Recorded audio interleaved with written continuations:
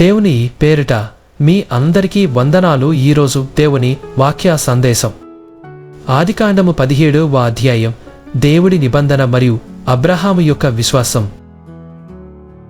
అబ్రాము వయస్సు 99 సంవత్సరాలు అయినప్పుడు యెహోవా అతనికి ప్రత్యక్షమై, నేను సర్వశక్తిమంతుడిని, నా సన్నిధిలో నడుచుచు నిందారహితుడవయ్యుండుము అని చెప్పాడు.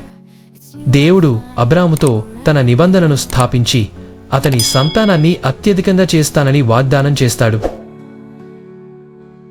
దేవుడు అబ్రాముకు ఒక కొత్త పేరు ఇచ్చాడు.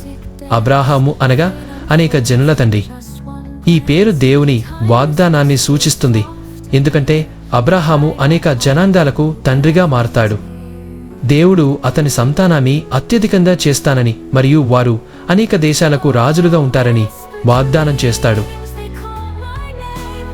దేవుడు అబ్రాహాముతో తన నిబంధన యొక్క గుర్తుగా సున్నతిని ఏర్పాటు చేస్తాడు.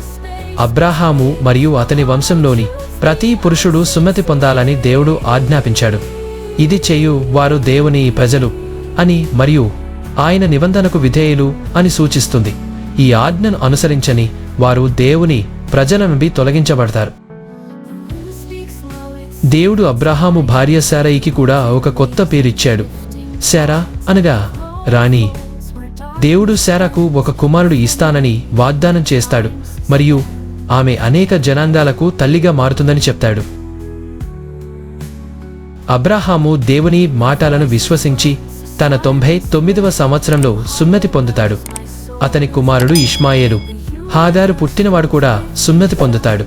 ఈ విధంగా అబ్రాహాము మరియు అతని కుటుంబం దేవుని ఆజ్ఞలకు విధేయత చూపించారు. దేవుడు అబ్రాహాముతో తన నిబంధనను శాశ్వతంగా ఏర్పాటు చేస్తాడు.